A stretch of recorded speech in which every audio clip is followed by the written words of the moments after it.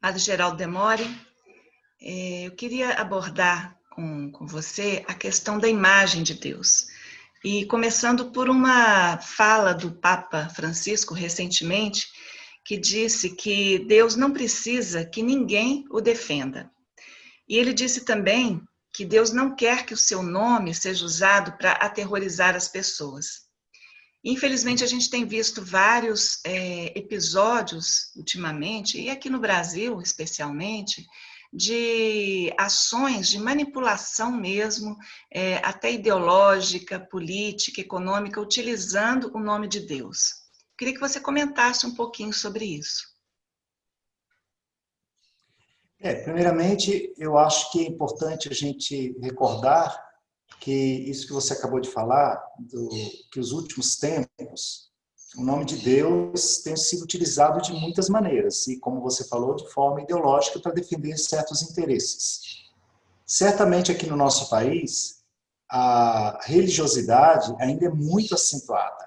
O povo ainda acredita no sagrado, acredita numa força que nos engloba e que nós, muitas vezes, denominamos Deus. E esse crer em Deus, aqui no nosso país, tem sido utilizado, do ponto de vista político, para interesses de certos grupos. Então, só para a gente recordar brevemente, no episódio que nós tivemos do impeachment, por exemplo, da presidente Dilma, o nome que mais foi invocado foi o nome de Deus. A campanha do atual presidente, né, que está governando o Brasil, ele usou o nome de Deus. E das divisas dele é Deus acima de tudo. E em vários episódios recentes, deste ano, por exemplo, nós tivemos aí infelizes utilizações do nome de Deus, inclusive, às vezes, para defender coisas que não tem nada a ver com o nome de Deus. Então, o que acho que é importante para quem se diz cristão é compreender o que a palavra Deus significa. A que nos remete o nome Deus? Pelo menos na revelação que vem da Sagrada Escritura, da Bíblia, e naquilo que, sobretudo no Novo Testamento, a que o nome de Deus nos remete, para que a gente possa realmente não utilizar o nome de Deus indevidamente e cair naquele segundo mandamento, justamente, do Decálogo, né, do Antigo Testamento, que diz: não tomarás o nome de Deus em vão. E esse não tomar o nome de Deus em vão é muito curioso, porque a Bíblia, um dos grandes episódios do Antigo Testamento, é a revelação do nome de Deus, assim conhecido, esse episódio do livro do Êxodo, capítulo 3, em que Moisés está apacentando as ovelhas de seu sogro, e de repente ele percebe aquela sarça que queima, mas que não consome, não é consumida pelo fogo. E ele se aproxima e tira as sandálias dos pés, e Deus se revela como sendo Deus de Abraão, Deus de Isaac, Deus de Jacó. E Deus chama Moisés para que Moisés possa libertar Israel, que está escravo no Egito. E Moisés pergunta: mas qual que é o seu nome? De quem eu falarei? Em nome de quem eu vou falar? E Deus não revela o nome. Deus diz: eu sou aquele que serei. A tradução melhor. Algumas Bíblias dizem: eu sou aquele que sou.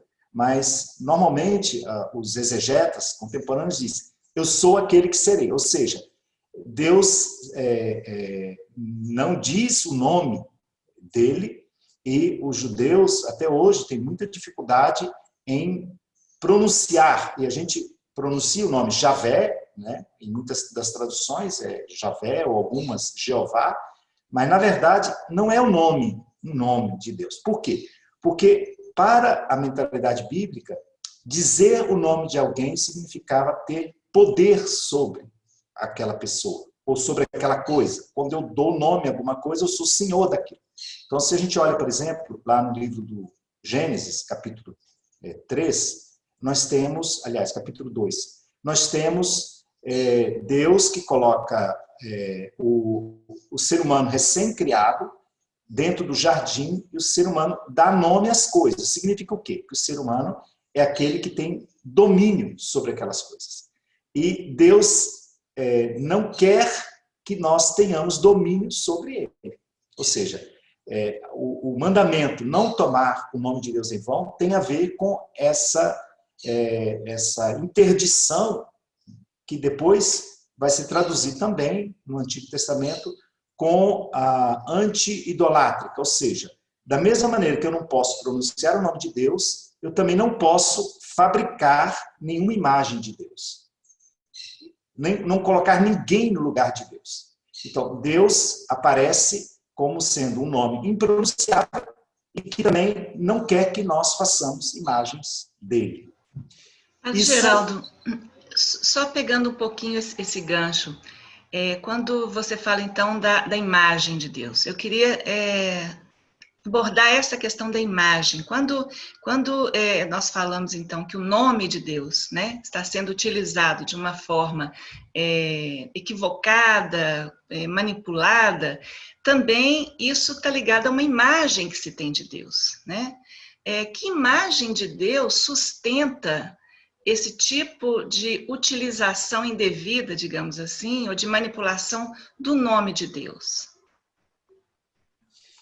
Eu penso que muitas das imagens que subjazem à utilização do nome de Deus são imagens de um Deus, ou um Deus autoritário, ou um Deus onipotente, todo-poderoso, e de um Deus, muitas vezes, eu vou chamar assim, tapa-buraco, um Deus que pode resolver todos os meus problemas, ou seja, um Deus que está à minha disposição, um Deus que vem resolver todos os meus problemas. Então, no fundo, é uma imagem mágica de Deus, que é a imagem justamente contra a qual se rebelam, sobretudo os profetas no Antigo Testamento, que são aqueles que mais vão se opor à idolatria, ao uso indevido do nome de Deus e também à fabricação de imagens de Deus. Porque, justamente, quando você tem um Deus que está a seu dispor, primeiro ele se torna Deus, na nossa referência, é a autoridade máxima, suprema. Então, se é uma autoridade que está a meu dispor, significa que eu não só tenho poder sobre Deus, mas essa imagem ela vai estar ao serviço dos meus interesses. Então, muitas vezes nós vemos, por isso que é a manipulação ideológica do nome de Deus.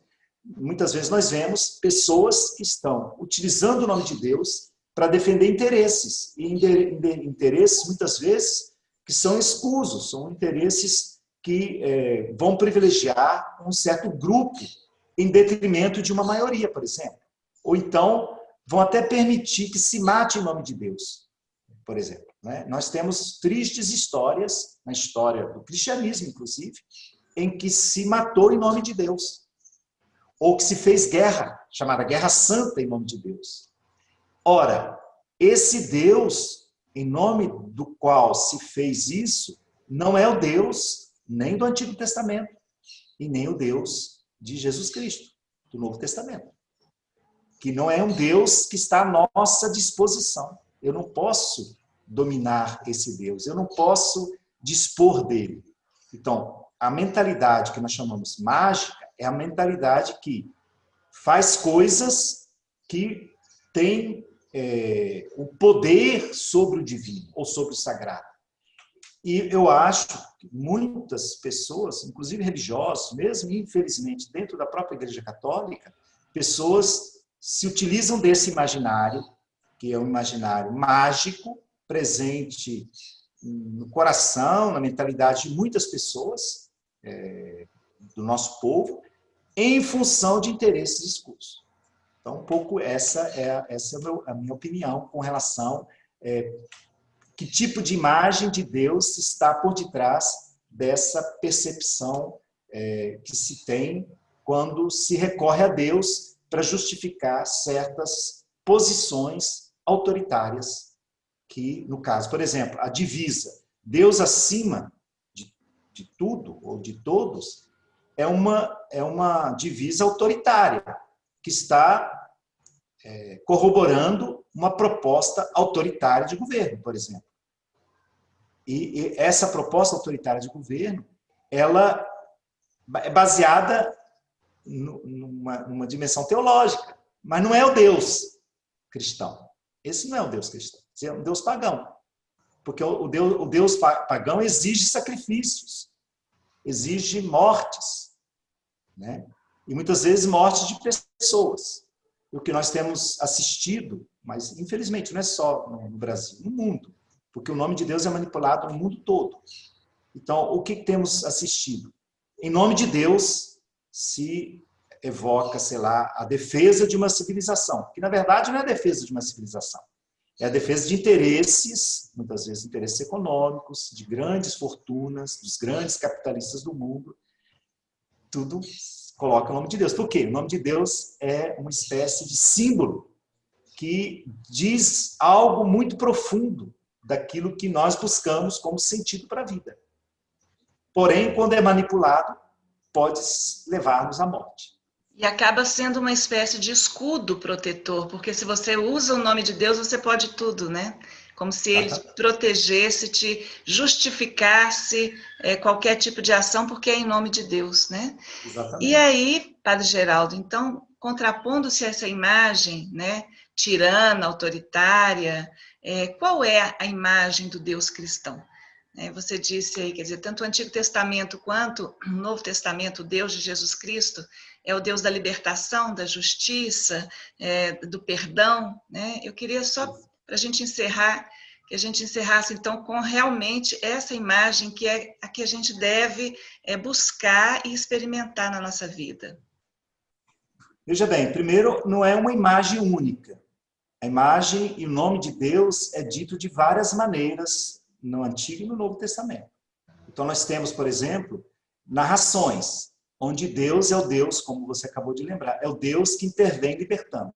Libertando Israel da escravidão, libertando Jesus da morte. Então, a gente narra, diz que foi Deus que libertou Israel, Deus que libertou Jesus.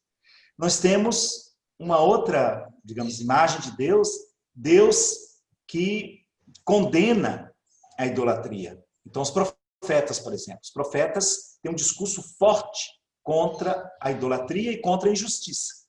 A idolatria, ela produz injustiça. Então, é uma outra maneira de dizer Deus. É um Deus que se rebela contra as injustiças e contra a idolatria. Mas temos, por exemplo, Deus que convoca a obediência. Então, por exemplo, amarás o Senhor teu Deus, não fabricarás imagens, não matarás, não desejarás a mulher do teu próximo, etc. O Deus ético, o Deus que chama a obediência. Ou então Jesus no Novo Testamento. Amarás o teu próximo como a ti mesmo. É uma outra, digamos, outra imagem de Deus, um Deus que nos convoca a uma existência ética. Depois, uma terceira nomeação de Deus que aparece também é o Deus que parece como que escondido.